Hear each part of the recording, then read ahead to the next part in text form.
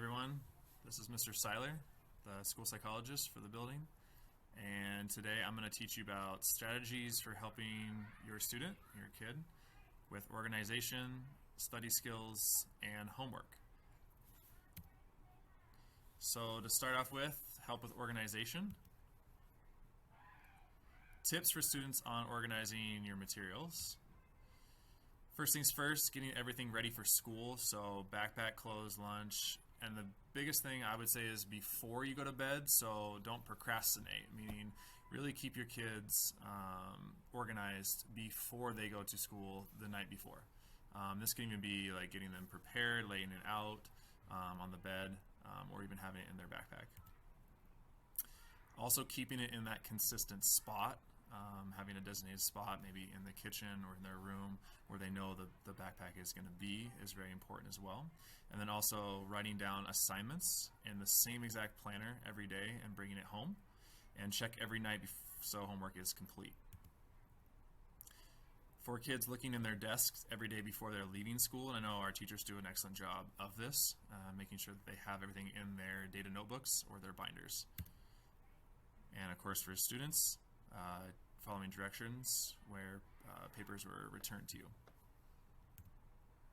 Tips for students: don't leave anything in your desk or the backpack you don't need for school, so trash, toys, old papers. Sometimes I help out certain students with this, and I have also created another video if parents are interested in helping kids organize their desk. Keep all your home study materials in your study spot. So papers, pencils, calculator, anything else you need. Just like the backpack, having it in that one consistent spot each time is be really helpful. And having an adult, a trusted adult, a grown-up, this can even be an older brother or sister, help you stay organized daily.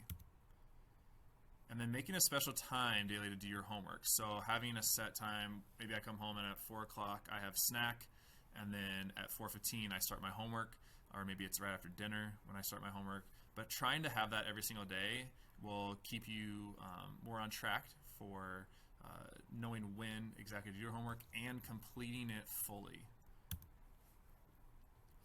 So time management tips for students. Being ready right when you sit down and study. So having everything out and ready, like I said, being prepared, very important.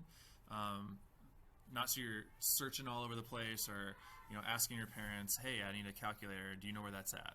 Okay, having everything out ready before you sit down, maybe at that set time every single day, is very important.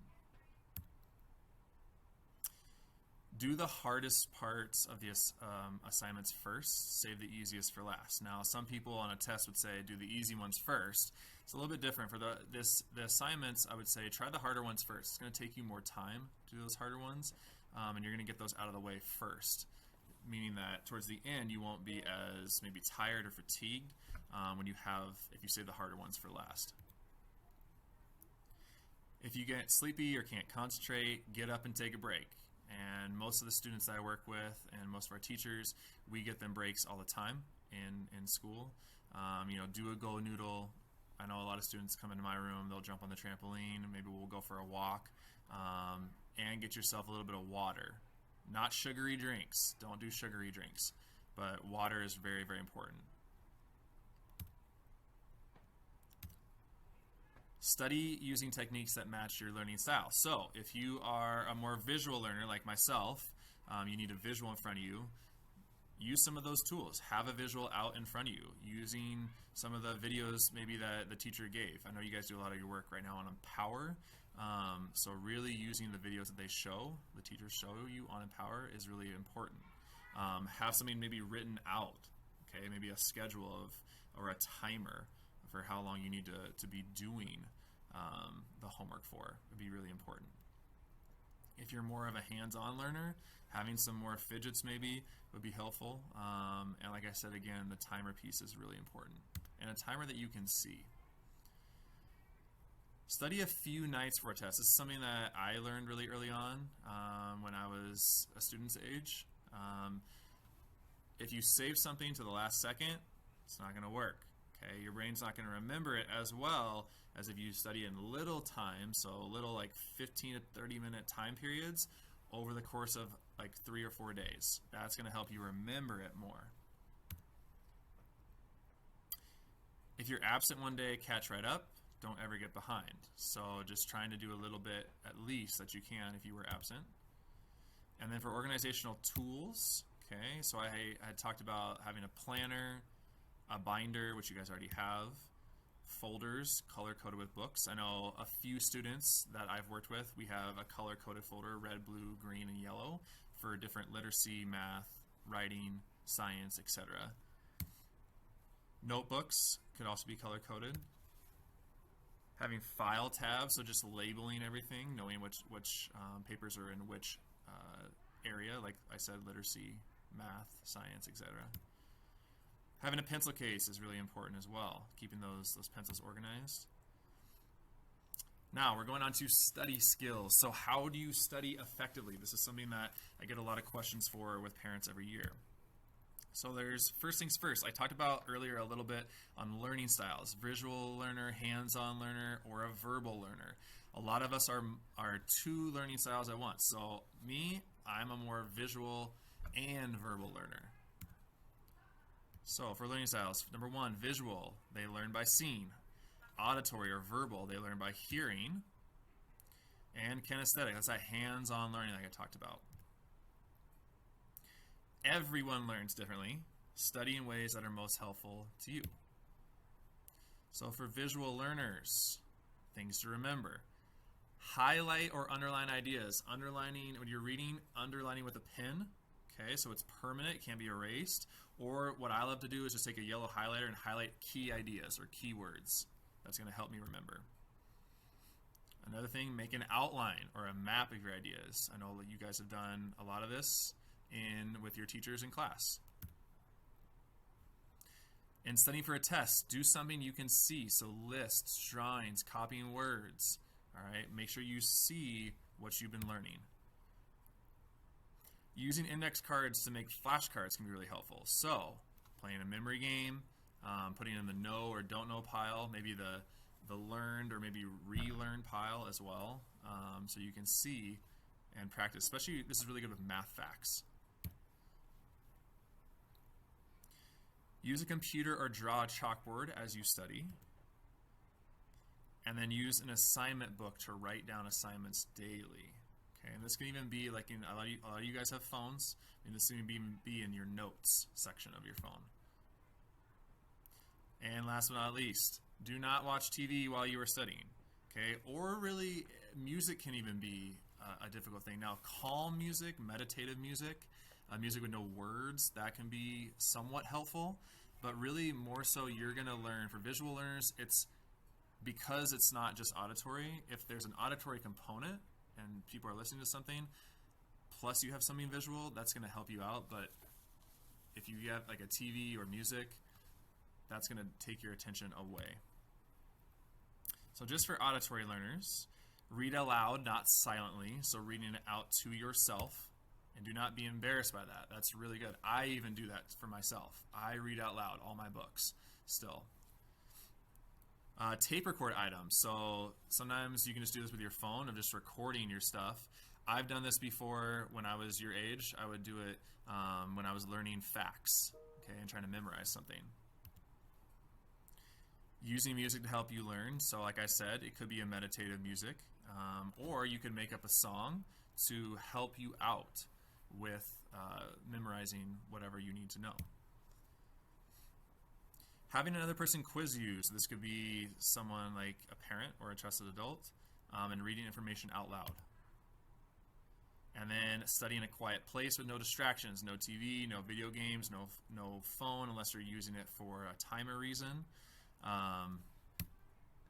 And then last but not least, kinesthetic learners, those hands-on activities, okay? And a lot of you have done hands-on activities in my office and in my groups. So using objects like coins, beans, blocks, stress balls, we've used little finger puppets, can help you understand, more so this with math, but just in general help you learn. Trace spelling or vocabulary words in sand or salt. This is kind of a cool thing. So sometimes you see like pictures of like a beach and they'll draw like their name. This is very similar. So even getting out salt and just like tracing it, okay, could be helpful. Another thing is spelling words on a fridge. I know I've seen some of those still. Using maps, globes, puzzles to study history, geography, social studies, okay, is very important. Teach the information you must learn from someone else. So again, this is using somebody else, and it's going to be like a brother or sister. Hey, can I just teach to you what I just learned to show you what I know? And then writing it down, okay, is very important, like you guys do in class on the whiteboards. Have someone talk you through the information. Okay, so a lot of times when students come into my room, I have them jump on the trampoline and I'll recite something to them. Or once they're done on the trampoline, then they're focused and we get into more of the information. Your brain is more active during that time, and so you're going to retain more of that information. So something like shooting baskets, walking around, jump roping, a lot of times for me, what helps is I walk around, okay, as I'm talking and reciting things to myself to help me remember. And then take breaks often during study times. For me, even when I'm reading like a book that I want to read for fun, I take a break. Every 20 minutes on my phone, I put a timer on. And every 20 minutes, I get up, and 5 minutes, I do something. Walk around my house, go do something else, get a drink of water, and then come back. So taking breaks is incredibly important. Do not just sit there for long, long periods of time. You're going to get tired and possibly not remember anything. And then have an adult develop a system to stay organized. Like we talked about at the first slide in the beginning of this presentation, having it all in one place where your backpack goes and your pens and pencils and all your materials. Keep that in one place and you'll be organized. All right, so getting into the study environment. So it should be comfortable but not too comfortable. What I mean by that is, first let's look at the place. So choose a place where you're able to write neatly and stay alert. Study in the same place every single day. Also with light. It's amazing what light can do. So fluorescent lights can give a headache, so having some more dim, calm light would be really good. Okay, but not so bright that you have to squint, and that's where you get more of that headache. With sound, okay, finding a quiet place, no TV, no phone, no video games, okay. If someone's having a conversation or brother and sister are playing, go to another space in the house if you can. If it's nice outside, go outside. Temperature can even be important, okay, not having it too cold or too hot. So at this point in the video, since taking breaks is really important, I want you guys to pause my video right now and go take a break. See you in a little bit.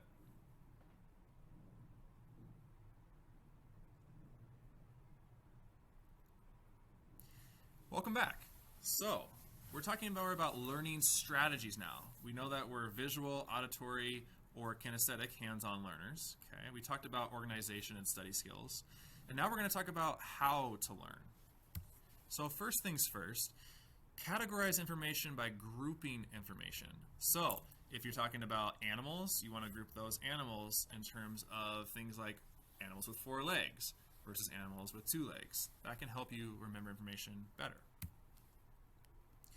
Using sequencing skills to put information in time order. Okay, so when something happened at first to how late it happened in the later durations. Find the main idea of the paragraph. You guys have seen this a lot with your teachers. The main idea and then supporting those ideas. And remember, I talked about highlighting or underlining those main ideas. Okay, that can be really important to help you remember and comprehend what you're reading.